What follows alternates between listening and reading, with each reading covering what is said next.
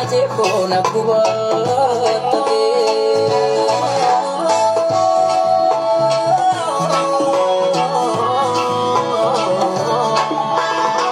Dutriba mitika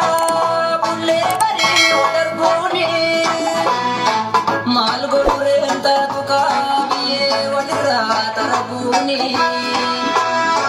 Gara gabethi dakar kiznya te namtuni Jirra jecha bandega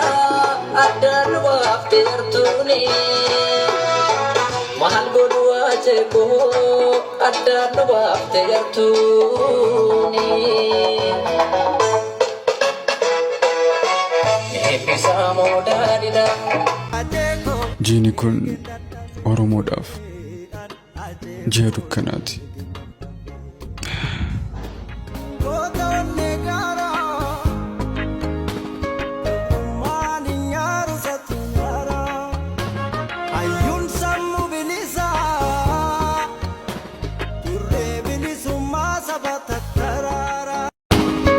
Wayuda ini ayan tumani Kota buru jalenca Senanjira ta indu ugoni Venus mayo musa Igni ebisa bikin cacalu Igni kan sasi Umadama bikil cakayo talu Ajenko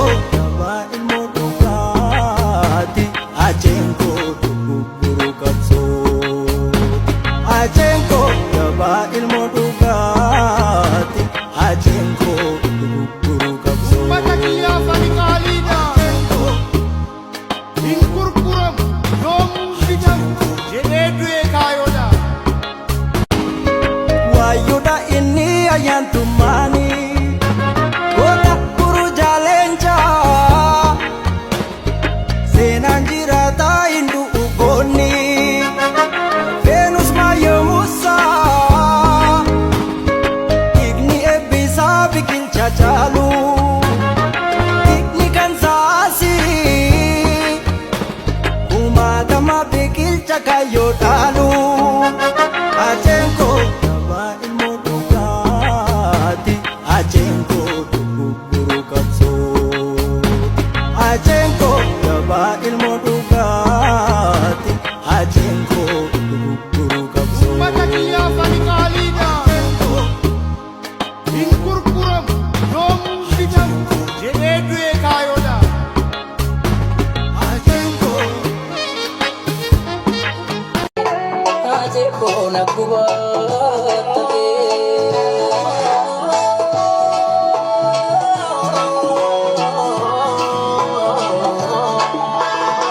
Dutriba mitika bulle bari odargoni Mal godurenta tuka biye walira tarabuni Gara gabethi dakar kiznya te namtuni Jirra jecha bandega adan wafte artuni Mahal godua jeko adan wafte artuni Episa modalida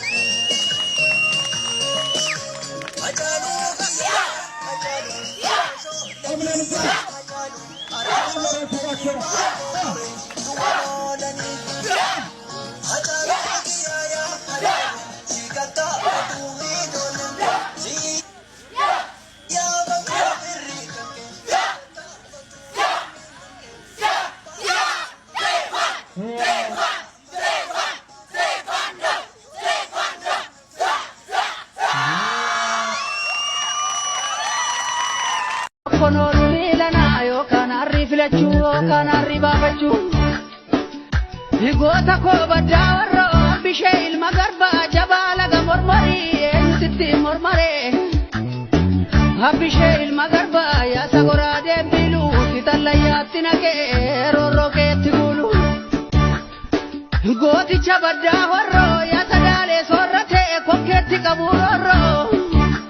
sinyate male bollo sinyate male bollo Abishe abama ko nani seirbata ko jabdu jabande sekund ደም ምንጣለብኝ ልጅሽ ቤት ማን በክፋየብኝ ልጆችሽ አላሜን ያሁን በዚህ ዘመን በርስት ይጣላል ቢሉኝ እንዴት ልጆችሽ አላሜን ያሁን በዚህ ዘመን በርስት ይጣላል ቢሉኝ እንዴት ልመን ፍቅር መራሱ ጉዳ ጉዳቱን ደሰ ሲፍከም ተለንቻኮ ዋመቃ ዳንደሰ ዱካ ከከቢሎ ዋሜ ከደንደሰ ዱካ ከከቢሎ ዋሜ ከደንደሰ ዲቦቹን ይቱ ጀተነ ቀቀባ ኢንከነቱስ ቤካ ጀተና